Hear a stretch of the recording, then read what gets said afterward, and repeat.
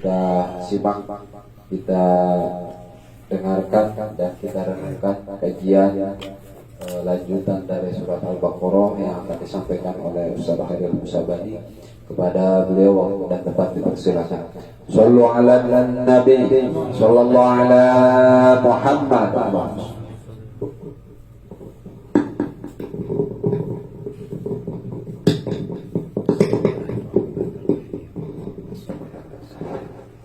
Bismillahirrahmanirrahim. Assalamualaikum warahmatullahi wabarakatuh.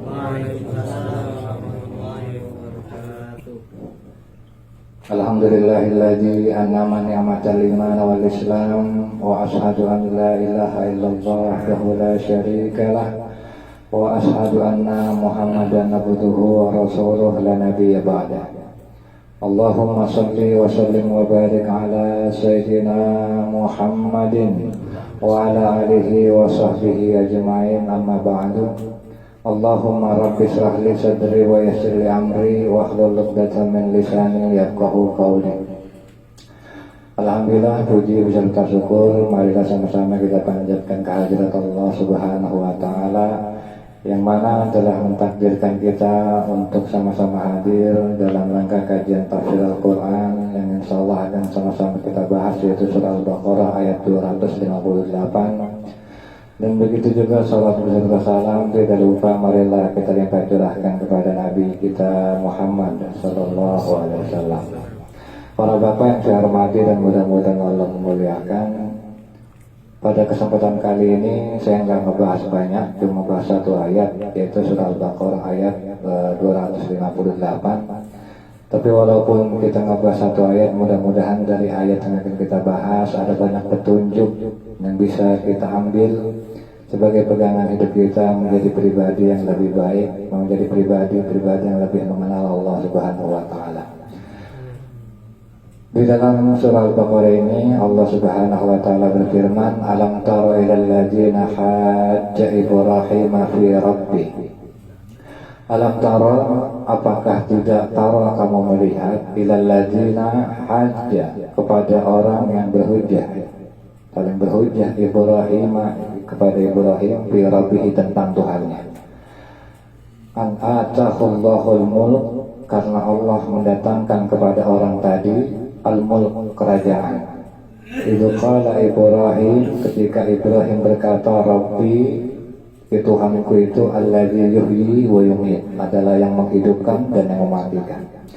Wa qala, dan dia berkata, orang tadi itu, ana uhyi wa umiit, kalau Tuhan kamu mematikan dan menghidupkan, gue juga bisa menghidupkan dan mematikan. Kalau kata orang tadi. Qala Ibrahim maka berkata lagi, fa innallaha, maka sesungguhnya Allah itu ya'ti bisyamsi, yaitu mampu menerbitkan matahari minal masyriq, dari timur. Fa'ti, maka coba kamu terbitkan biha, matahari tadi, minal maghrib, dari barat. Pabuhitan, maka dia hilang akalnya, dia terdiam. Alladzi, yaitu orang alladzi kafara, orang kafir tadi. Wallahu, dan Allah itu la yahdil qaumal zalimin, tidak memberikan petunjuk kepada orang kaum yang zalim. Di dalam tafsir ini Syekh Sarawi mengatakan wasa'atu tasmi, kalau kita atau ketika kita mendengar alam taro, yaitu apakah kamu tidak melihat, fa anta ta'lam annahu maqunah minal hamzah ya'ah. Jadi kalau kita melihat atau mendengar kata alam taro, maka ini terdiri dari tiga, tersusun dari tiga. Yang pertama itu hamzah istifham, wa harfun nafi, dan harfun nafi, wa huwa lam, yaitu lam, wa manfi, dan yang dinafikan yaitu taro. Jadi kalau misalnya kita mau gampang artikan, yaitu sebenarnya bermakna antara aita, kamu melihat. Nah, cuman di dalam ayat ini Allah mengatakan dengan apa? Kata alam taro. Kenapa Allah nggak bilang aja langsung ar-aita, apakah kamu melihat? Tapi kenapa Allah katakan alam taro? Apakah kamu tidak melihat? Kan begitu. Nah, di dalam ayat ini Allah Subhanahu wa taala menjelaskan, atau secara menjelaskan kenapa kok begitu. Jadi ini untuk menunjukkan tentang apa? bahwa ini adalah sesuatu yang perlu benar-benar didengar, perlu benar-benar diperhatiin. Seperti begini loh. Seperti misalnya kita punya sahabat, ya kan? Kita punya sahabat, kita sayang sama dia, kita care sama dia. Ketika dia susah, kita ada. Ketika dia sakit, kita temenin. Nah, satu saat nih sahabat kita ngomong begini, ya, kalau dalam tafsir ini dikatakan, sahabat itu ngomong gini, anta lam tas'al anni. Lu itu gak pernah nanyain kabar gua. Nah terus, wa anta tahmilni, dan lu udah mengabaikan gua. Nah, kita sebagai seorang yang sahabat tadi kan apa ya? Kok bisa dia nanya gitu? Maka bagaimana cara kita meyakinkan dia ketika dia bertanya, lu gak pernah ngabarin gua, lu udah mengabaikan gua, lu udah gak perhatian lah sama gua. Maka bagaimana caranya, Pak? Di dalam tafsir ini dikatakan apa? Ketika kita mendengar teman ngomong gitu, padahal kita perhatian sama dia, padahal kita care sama dia, maka ungkapan yang paling ampuh untuk menjawab pertanyaan dia, kita bentuk pertanyaan lagi, yaitu bagaimana? Alam asa iduka wa anta udha'i. Sekarang gue tanya, siapa yang menemani lu ketika lu lemah, yang ada menemani lu ketika lu susah? Siapa yang bantu lu ketika lu susah? Kalau bahasa kita kan gua dalam hati gitu. Dan juga siapa yang memegang tangan lu ketika lu sakit? Akhirnya apa? Yang ditanya pun sadar, oh iya ternyata ketika yang bantu ketika gua susah, ya dia. Yang memegang tangan lu ketika sakit, ya dia. Ini kan bentuk pertanyaan. Cuma pertanyaan yang gak harus dijawab. Kenapa? Karena memang gua ini adalah orang yang care sama lu. Ketika kita tanya begitu kan dia iya benar, lu orang baik. Nah begitu juga dalam ayat ini Allah katakan dalam tara, itu bermakna apa? Anta ra'aita, kamu melihat. Dan ada pun yang dimaksud alam tara di sini tuh, huna ta'ti bimakna alam ta'ala. Yaitu apa? Apakah kamu tidak mengetahui? Nah, yang jadi pertanyaan Pak, ya, yang jadi pertanyaan, kenapa ketika Allah bermaksud mengatakan alam ta'ala, apakah kamu tidak mengetahui? Itu kok Allah menggunakan bahasa alam taro gitu. Kenapa Allah kok pakai bahasa alam taro? Apakah kamu tidak melihat? Laqad jaa, sesungguhnya datang bahasa alam taro ini lina alama Allah hina yaqulu alam taro faka'annaka tara ma bihabarika. Jadi tujuannya apa? Jadi tujuannya seolah-olah kamu itu melihat sesuatu yang berita yang datang itu seolah-olah dengan mata kepala kamu sendiri. Jadi ketika Nabi Muhammad ditanya alam tara, apakah kamu tidak melihat ilal ladina, yaitu orang yang apa berhujjah dengan Nabi Ibrahim. Padahal kan jarak antara Nabi Muhammad dengan Ibrahim jauh.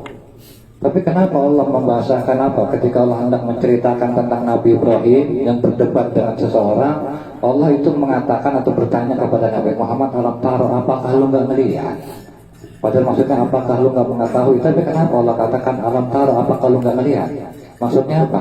Maksudnya Allah pengen, yaitu apa? Nabi Muhammad mempercayai apa yang Allah sampaikan, seolah-olah Nabi Muhammad melihat dengan mata kepalanya sendiri. Oh itu benar.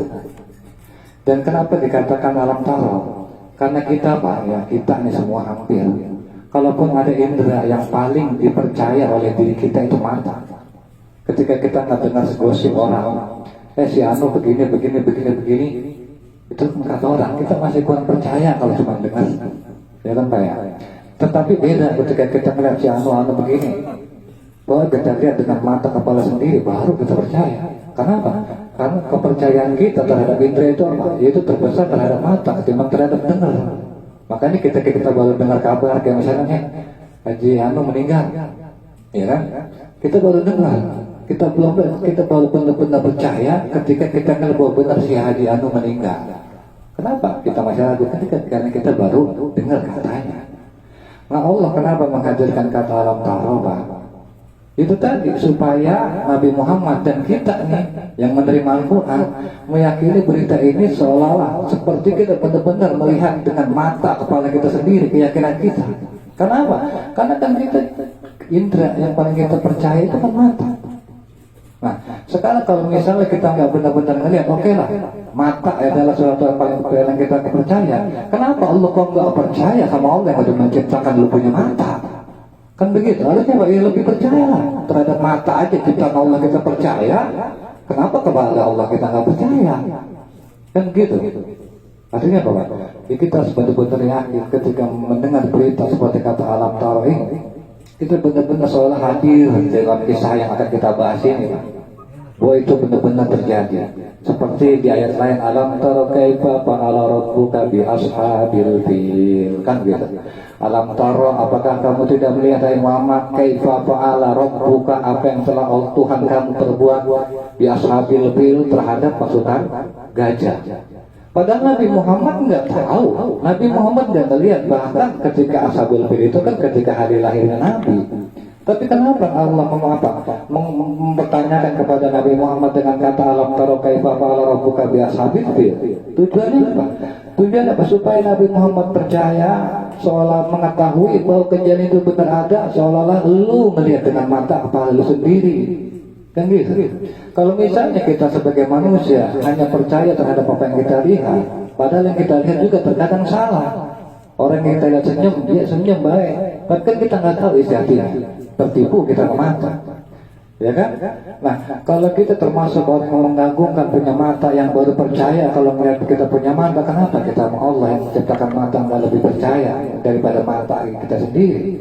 Itu artinya di awal ayat kita coba lihat ini, yuk Pak, kita sama-sama dengar kisah tentang sesuatu yang benar-benar terjadi dan hadirkan diri Bapak seolah-olah Bapak melihat kisah yang akan kita bahas ini. Apa Pak? Ilal ladina hajj, yaitu apa? Kepada orang yang dia ini berdebat dengan apa? Dengan Nabi Ibrahim fi Rabbih, tentang Tuhannya Nabi Ibrahim. Nah jadi menurut sebagian ulama ada yang menyatakan bahwa dimaksud dengan orang yang ini, orang yang berdebat dengan Nabi Ibrahim ini adalah dikatakan Namrud, ya Raja Namrud. Tapi di dalam ayat, di dalam tafsir ini saya Syarawi apa bilang lianna la ya'nina. Wah, kalau bahasa kita juga nggak peduli mau si Namrud kayak mau siapa itu bukan istilahnya satu hal yang gua nggak peduli gitu. Karena apa? Karena saya Syarawi nggak mengkhususkan tentang siapa orangnya. Tapi apa kata beliau? Faiza jahaba fa'ada mufassiruna ilal qaul. Tapi kalaupun ada, dan jika memang ada para mufassir tafsirkan innahu malik, yaitu dimaksud dengan raja tadi adalah wa ismuhu Namrud, namanya Namrud.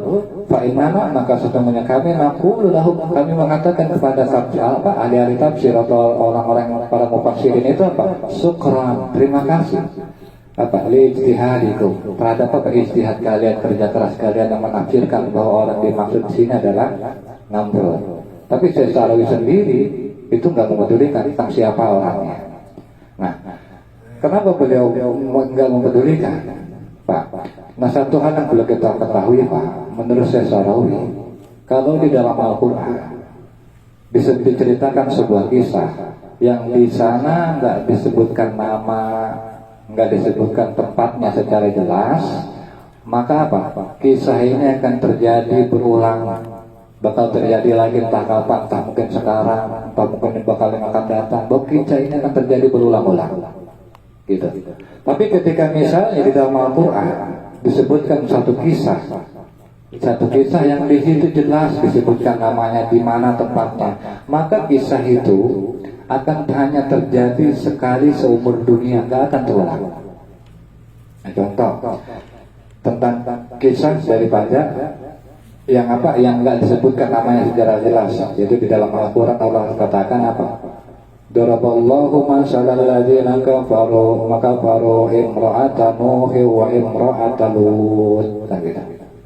Dan Allah membuat perumpamaan bagi orang-orang kafir, yaitu apa? Imra'ata Nuh wa imra'ata Lut, yaitu apa? Istrinya Nabi Nuh dan istrinya Nabi Lut. Kan gitu. Kanata tahta abadaini min ibadina shalihin. Kan gitu. Padahal mereka apa? Istrinya Nabi Lut, istrinya Nabi Nuh ini, padahal mereka ini berada dalam pengawasan dua orang yang apa? Hamba kami yang soleh. Wakhanata kan takkan, tetapi mereka berdua ini, istri-istri ini berkhianat, manatahuma falam yubnina, kan gitu. Maka apa? Maka nggak bisa membantu Nabi Nuh maupun Nabi Lut minallahi syai'in wa qila udkhulun nar, ketika Allah memerintahkan kepada mereka masuk ke neraka. Nah, di dalam ayat ini Pak, Allah mengatakan apa? Imra'atun Nuhin wa imra'atun Lut. Allah nggak sebutin nih siapa istrinya Nabi Nuh, siapa istrinya Nabi Lut. Kenapa? Karena kisah ini akan terjadi berulang kali. Maksudnya apa? Bisa jadi ada istri ustaz, laki-laki apa istrinya, suaminya ustaz, istrinya tukang ngomongin orang, kan gitu. Ada nggak menutup kemungkinan, kan gitu. Istrinya baik, lakinya jelek, itu juga nggak menutup kemungkinan. Dan itu akan terjadi berulang-ulang. Apa pelajaran kita bisa ambil dari kisah misalnya yang tadi itu? Jadi apa? Yang namanya pasangan yang baik itu nggak jadi jaminan Pak kalau kita bakal baik. Maka terkadang kan orang berpikir aku pengen dapat istri solehah, kali aja ntar gue menjadi ikut-ikutan soleh. Nggak jadi jaminan, karena kesolehan itu bagaimana Bapak. Atau gue pengen berteman sama orang baik, mudah-mudahan gue ikut baik. Ya benar, tapi itu juga nggak jadi jaminan. Kalau misalnya kita berteman sama orang baik itu pasti baik. Semuanya tergantung bagaimana Bapak mau nggak mengambil manfaat dari teman yang baik tadi. Kita punya teman ustaz, tapi kita sekedar say hello, berbicara bisnis dan lain, kita nggak berbicara tentang agama. Ya kita nggak akan manfaat atau bisa mengambil manfaat dari teman kita yang ustaz tadi, kan gitu. Artinya apa? Segala bentuk baik maupun buruk itu nggak ada jaminan. Semuanya tinggal tergantung bagaimana kita. Begitu juga misalnya nih, tahu istrinya Fir'aun.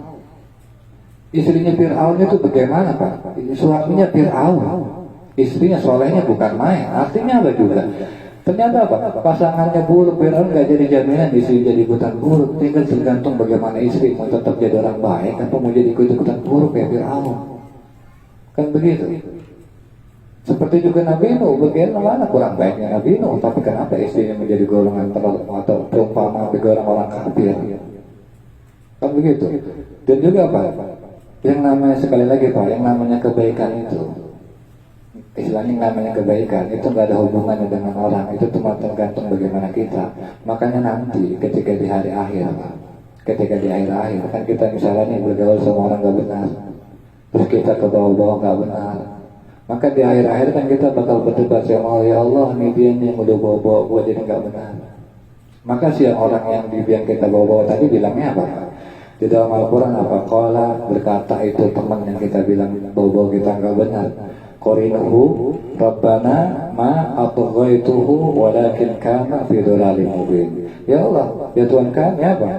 Gua nggak pernah ngajak dia nggak benar, lakin akan tetapi sungguh dia berada dalam kesesatan yang jauh. Gitu. Ya artinya apa? Ya, semuanya tinggal tergantung kita Pak, mau jadi baik apa mau jadi buruk. Berteman dengan teman baik nggak jadi jaminan kita bakal baik, kecuali kita mau merubah diri kita untuk menjadi lebih baik. Atau misalnya kita punya istri nggak baik, itu juga nggak jadi jaminan kita ikutan jadi nggak baik. Tinggal tergantung Bapak mau tetap istiqomah nggak, tetap jadi laki-laki yang baik, suami yang bertanggung jawab. Bisa. Cuman kan setiap kita pengennya Pak ya, ketika kita hidup bisa akur sama bini, bahkan sampai nanti ketika di akhirat kita sama-sama bisa gandeng bini, kan begitu pengen. Tapi apa? Itu nggak jadi jaminan. Dan kalau misalnya Pak di dalam Al-Quran itu disebutkan satu nama jelas, maka itu nggak akan terjadi. Itu hanya akan terjadi sekali seumur hidup. Contohnya apa? Di dalam Al-Quran Allah Subhanahu Wa Taala berfirman, wa Maryama abnata Imran, dan Maryam binti Imran allati ahsanat farajaha, yang dia memelihara punya kehormatan, ya kan, memelihara dia punya kehormatan, fanafakhna fihi min ruhina, maka apa? Maka Allah menyiapkan ke dalam itu ruh kami. Nah, di situ kenapa Pak? Allah jelas sebutkan apa? Maryam binti Imran. Nah, sekali lagi kita kembali ke yang disampaikan Sarawi. Ketika di dalam Al-Quran Ada disebutkan di situ namanya jelas, maka itu hanya akan terjadi sekali seumur dunia. Artinya apa? Nggak akan ada lagi orang yang lahir tanpa bapak kecuali Maryam. Tanpa proses biologis ya Pak ya. Kalau proses biologis tanpa bapak banyak gitu. Tapi yang tanpa proses biologis itu cuma Maryam, dan itu hanya akan terjadi sekali seumur dunia. Kenapa? Jelas disebutkan. Begitu. Dan begitu juga tentang kisah ini Pak. Kisah yang diceritakan oleh Allah tentang orang yang berdebat. Dia itu apa? Berdebat kepada Nabi Ibrahim. Ini kan gak dijelasin siapa-siapanya. Kalau dibilang Namrud, itu kan kata ulama, bukan kata Allah. Artinya apa Pak? Artinya akan ada, dan kejadian ini akan berulang kembali terjadi kapanpun, dimanapun. Di sini bisa jadi ada, di sana dimanapun ada orang-orang yang berdebat tentang ketuhanan, orang-orang ateis misalnya. Dan itu terjadi dan memang benar. Kejadian itu berulang kembali, yaitu apa? Ketika dia bertanya siapa sih Tuhan lu kepada Nabi Musa. Jadi Nabi Musa menjelaskan, yaitu apa? Allah, yaitu apa? Rabbil ladzina yuhyi wa yumiit, yaitu Allah yang menghidupkan dan yang mematikan. Ada satu yang menarik Pak, di sini Allah katakan atahullahul mulka. Karena apa Pak? Karena Allah menganugerahkan atau memberikan kepada dia itu kerajaan. Itu terkadang Pak, jabatan itu sering melenakan seseorang, kenikmatan itu sering melenakan seseorang. Seperti apa? Seperti Namrud ini, dia terlena ketika jadi raja, lupa diri, saking kuasanya dia sampai menganggap dirinya Tuhan, dan sampai bertanya tentang Tuhannya Nabi Musa, Tuhan lu siapa? Dengan maksud melecehkan Nabi Ibrahim itu, sehingga bertanya demikian. Makanya Pak, kita dalam hidup kalau misalnya ada sakit, ya kan, ada susah, ya seharusnya perlu kita Pak mensyukuri itu tadi. Supaya apa? Supaya kita jangan tetap mencari. Kalau kita terus berada dalam kenikmatan, kadang-kadang kita lupa sama Allah. Badan kita terus sehat, kita nggak ada ngeluhnya sama Allah. Kita hidup senang terus, maka apa? Ya buru-buru kita ingat Allah. Sehingga itulah kenapa Pak, yang namanya musibah, yang namanya sakit, kalau kata saya Ramadan Al-Buti, itu sebenarnya apa? Sejatinya adalah alarm yang mengingatkan kita kepada Tuhan. Kalau nggak susah buru-buru ingat Tuhan. Kalau nggak sakit buru-buru astagfirullah subhanallah. Ya Allah buru-buru. Tapi kenapa Allah kasih sakit? Itu tadi. Dan yang menyebabkan Namrud Pak, dia itu sampai berkata atau merendahkan Musa oleh karena apa? Atahullahul mulk. Allah berikan kepada dia kerajaan, tapi dia lupa diri. Bukan berarti kerajaan itu nggak baik, enggak baik. Jabatan nggak baik, baik. Tinggal tergantung bagaimana kita ketika kita memangku jabatan tadi, amanah. Ketika kita diberi kenikmatan tadi, tetap ingat Allah, bersyukur nggak? Kalau misalnya kita malaikat itu semua, yang terjadi seperti Namrud, yang dia merendahkan daripada Musa, daripada Ibrahim. Nah dijawab Pak, Tuhan Allah apa? Allah yang menghidupkan dan yang mematikan. Tapi apa kata Namrud? Maka apa? Qala berkata Namrud, ana uhi wa umiit. Kalau masalah itu menghidupin, mati begitu bisa. Diambil contoh dua orang, ya kan? Dua orang budak itu, yang satu dibunuh, yang satu dibiarin hidup. Gue bisa. Begitu. Artinya apa? Artinya dalam pemahaman ini, si Namrud ini itu nggak mengerti yang dimaksud Musa tentang menghidupkan dan mematikan Pak. Nah, tapi kenapa yang jadi pertanyaan, kok kenapa di kelanjutan ayat Nabi Ibrahim nggak mendebat tuh siapa? Si Namrud tadi.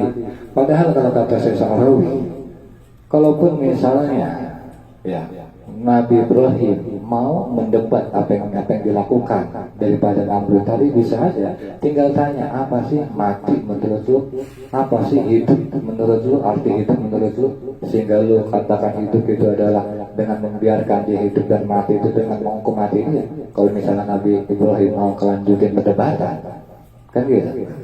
Karena apa? Yang gak ada gunanya juga. Maka Nabi Musa langsung memberikan apa? Melanjutkan perdebatan tadi dengan apa? Dengan pertanyaan yang justru menjadikan Namrud ini tercengang, yaitu dengan mengatakan apa?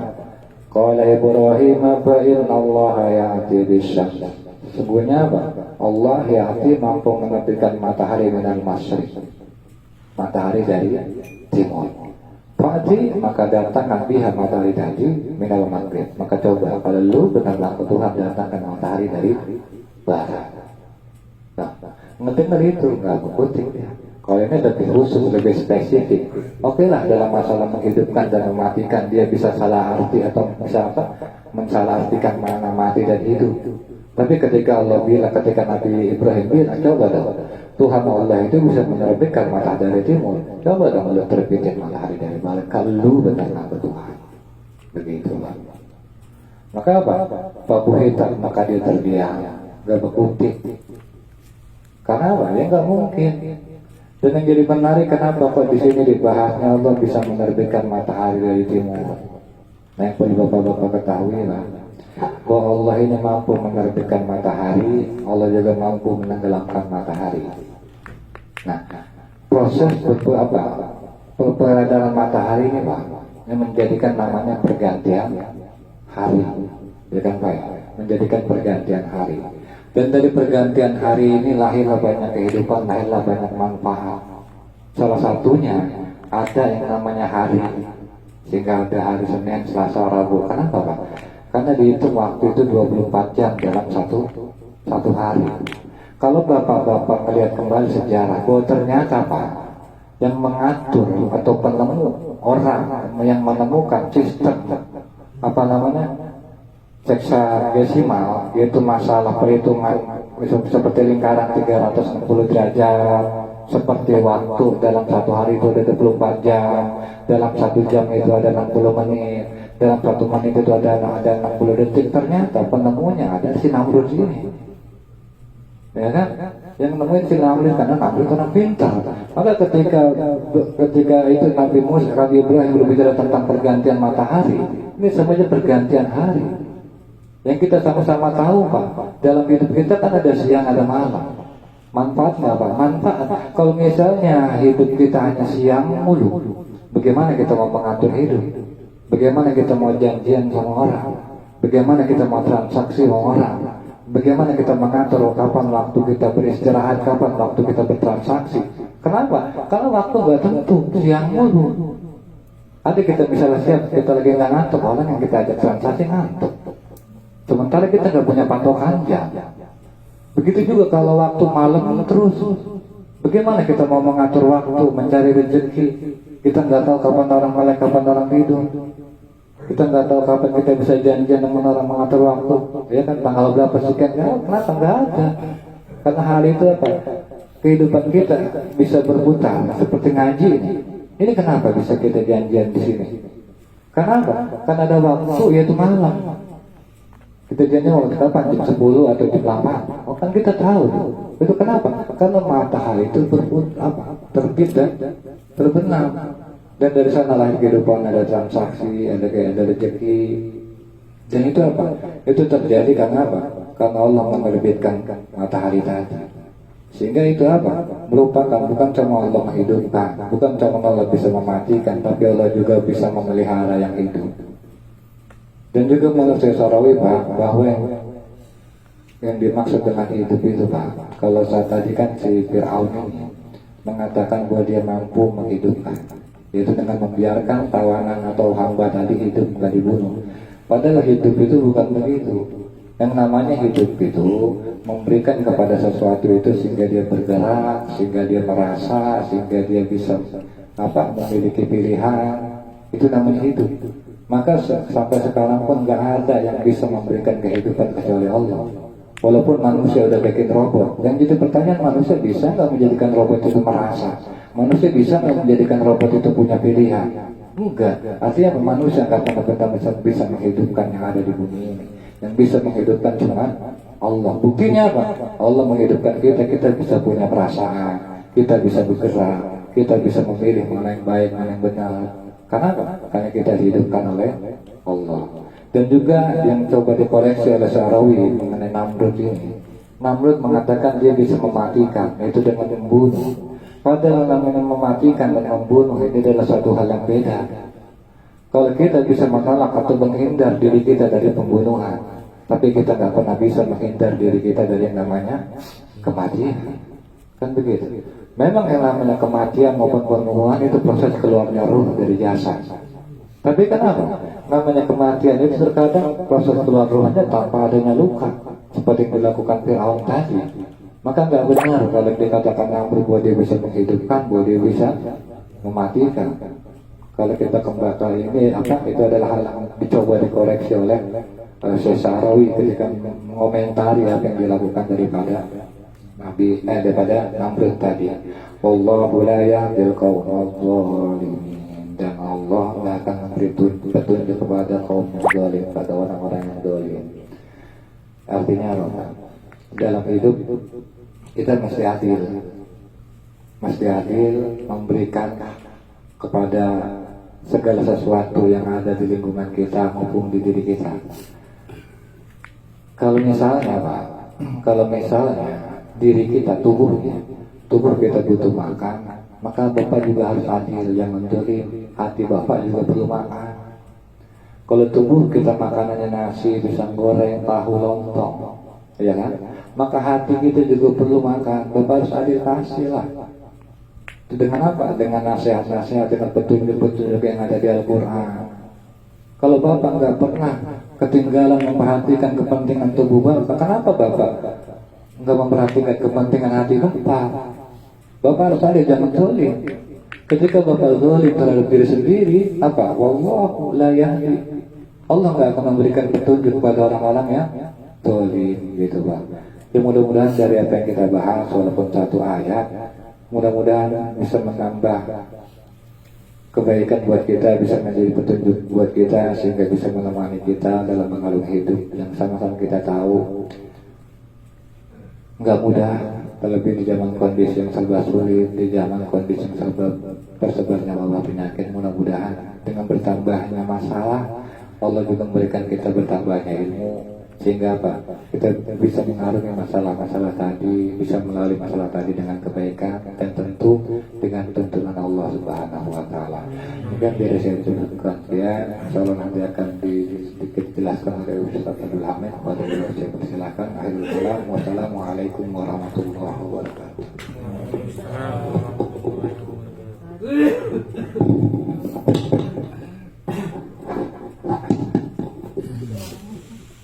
Baik, Bapak hadirin yang dimuliakan Allah Subhanahu wa Ta'ala, demikianlah kajian pada malam hari ini, yaitu masuk surat Al-Baqarah ayat 258.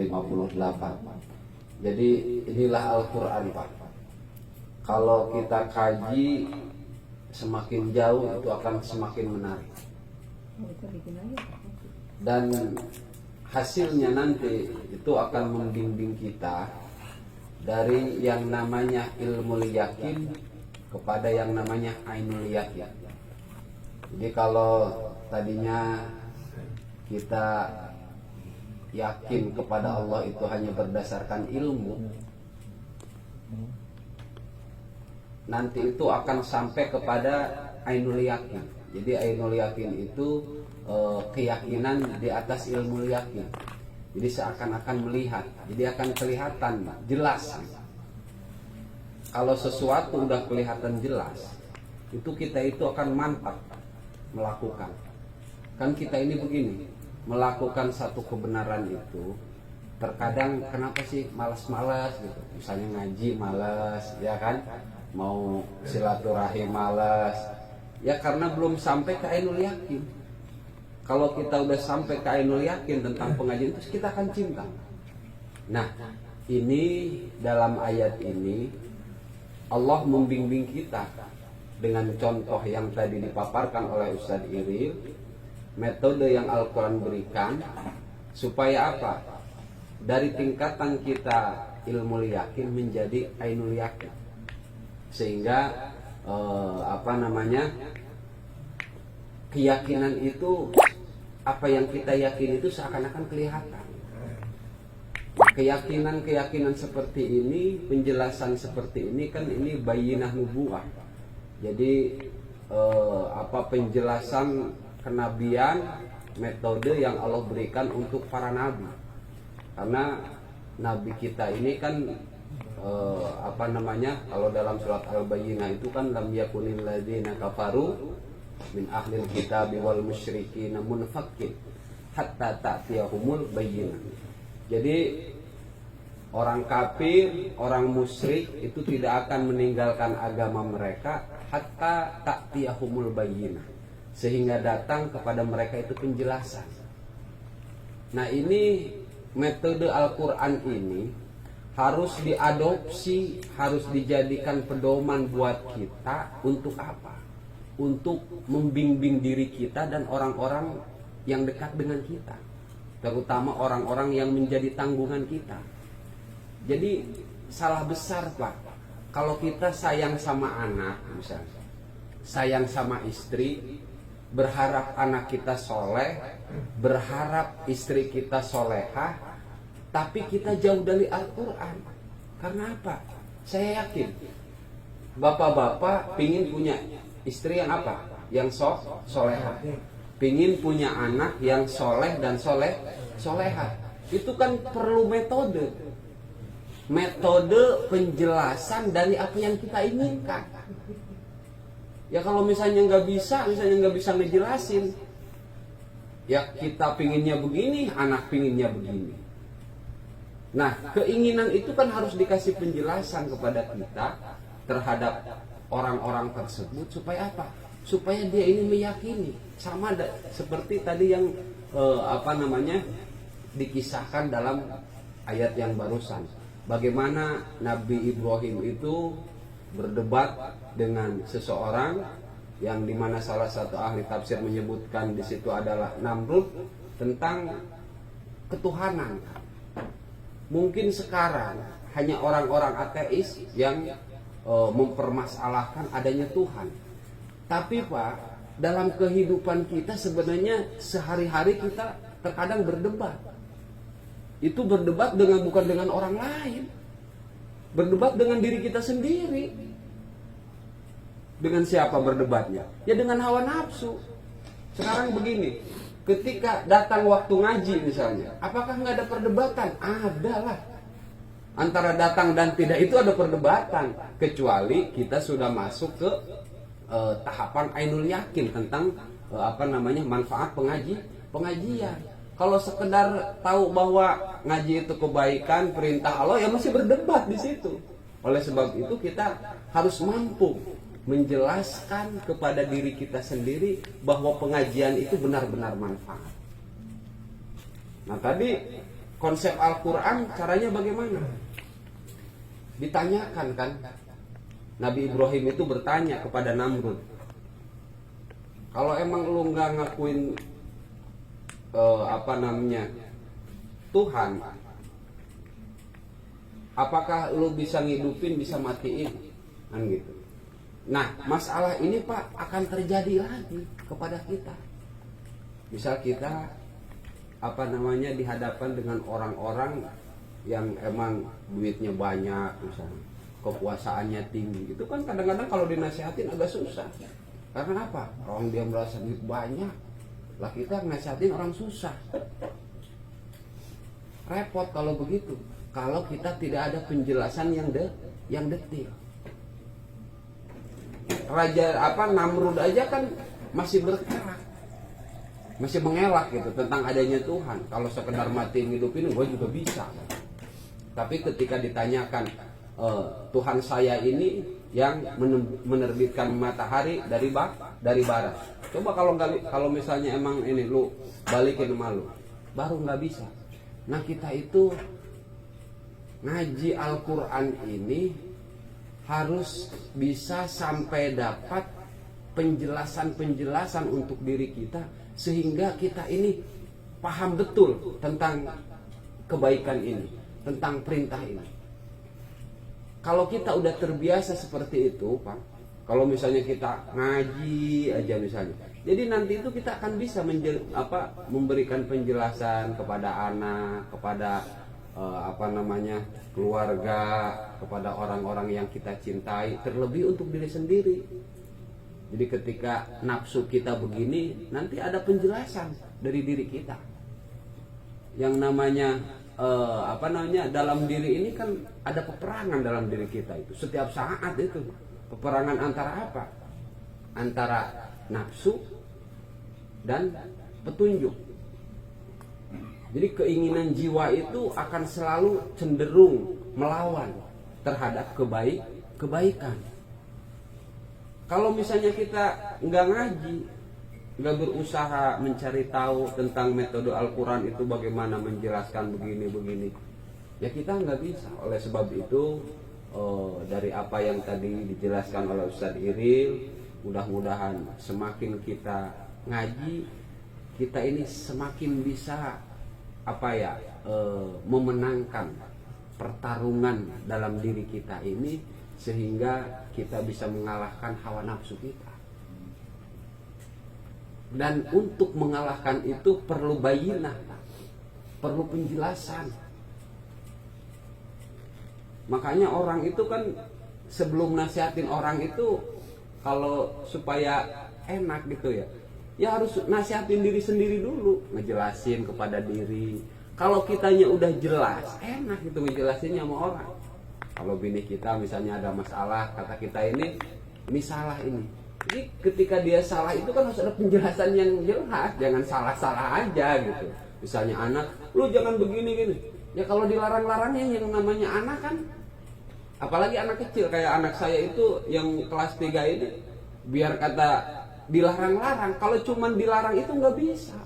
Tetap harus ada penjelasan. Mungkin kita bukan penjelasan nubuah ya terhadap anak, ya minimal lah penjelasan orang tua terhadap anak yang semestinya bagaimana.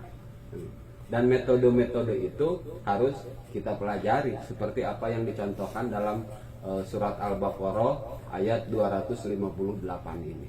Oleh sebab itu mudah-mudahan dari kajian pada malam hari ini kita semakin mencintai pengajian, semakin mencintai majelis ilmu. Saya selalu bicara di mana-mana terhadap teman, terhadap jamaah ibu-ibu. Nggak pernah harus ngaji sama saya, harus ngaji sama Ustadz Iril. Pokoknya di mana saja, kepada siapa saja. Yang penting harapannya satu, kepada Allah Subhanahu wa Ta'ala. Yang namanya bergaul mencari ilmu dari siapa aja. Sejauh kita berharap kepada Allah, insya Allah akan ada kebaikan. Tujuannya apa? Tujuannya supaya kita makin mengetahui tentang penjelasan tentang petunjuk agama ini, sehingga kita bisa menjelaskan kepada diri kita sendiri, bisa menjelaskan kepada orang-orang yang kita cintai, dan tidak menjadi ingin baik itu hanya sekedar angan-angan, tapi kita jalani dengan dengan satu pekerjaan. Dan hakul yakin, ketika pekerjaan ini kita lakukan untuk mencari ridho Allah, maka ini akan dikategorikan menjadi amal soleh. Para bapak hadirin yang dimuliakan Allah Subhanahu wa Ta'ala, mungkin ini saja bukan penjelasan, hanya sebatas penguatan dari penjelasan yang tadi Ustadz Iril sampaikan, karena sudah begitu luar biasa tadi dijelaskan oleh beliau. Mudah-mudahan kita diparing pemahaman, diparing kekuatan iman Islam oleh Allah Subhanahu wa Ta'ala, sehingga akan tertanam dari jiwa kita yang paling dalam cinta terhadap petunjuk agama dalam rangka mengenal Allah Subhanahu wa Ta'ala. Bitilkan niyah wa bijahin Nabi Muhammadin sallallahu alaihi wasallam. Al-Fatihah. A'udzubillahi minasyaitonir rajim. Bismillahirrahmanirrahim. Alhamdulillahi rabbil alamin arrahmanir rahim maliki yaumiddin. Iyyaka na'budu wa iyyaka nasta'in. Ihdinas siratal mustaqim. Siratal ladzina an'amta 'alaihim ghairil maghdubi 'alaihim waladdallin. Amin. Bismillahirrahmanirrahim. Alhamdulillahi rabbil alamin. Allahumma salli ala sayyidina Muhammad wa ala ali sayyidina Muhammad. Allahumma ighfir lana dhunubana wa dhunuba walidayna warhamhuma kama rabbawna shighara, wa li jami'il muslimina wal muslimat wal mu'minina wal mu'minat al ahya'i minhum wal amwat. Rabbana taqabbal minna innaka antas samiul alim. Rabbana waj'alna muslimina laka wa min dzurriyyatina ummatan muslimatan lak wa arina manasikana wa tub alaina innaka antat tawwabur rahim. Rabbana wab'ats fihim rasulan minhum yatlu alaihim ayatika wa yu'allimuhumul kitaba wal hikmah wa yuzakkihim innaka antal azizul hakim. Allahumma iftah lana abwaaba rahmatik warzuqna ridhaka wa taqwaka wa sakhirna khalqaka wa rizqaka wa asri'na bisarayana lutfika ya alimu ya alimu ya alim. Allimna bi ilmika wa afhimna anka wa asmi'na minka wa basirna bika wa akimna bi syuhudika wa arifna tariqa ilaika wa hawwinha ilaina bi fadlika wa albisna libasa taqwa minka wa laka innaka ala kulli syai'in qadir. Rabbana hab lana min azwajina وذرياتنا قرة أعين واجعلنا للمتقين إماما. ربنا لا تزغ قلوبنا بعد إذ هديتنا وهب لنا من لدنك رحمة إنك أنت الوهاب. ربنا اغفر لنا ولإخواننا الذين سبقونا بالإيمان ولا تجعل في قلوبنا غلا للذين آمنوا ربنا إنك رؤوف رحيم. ربنا آتنا في الدنيا حسنة وفي الآخرة حسنة وقنا عذاب النار. صلى الله على سيدنا محمد وعلى آله وصحبه أجمعين والحمد لله رب العالمين. ومنكم السلام عليكم ورحمة الله وبركاته.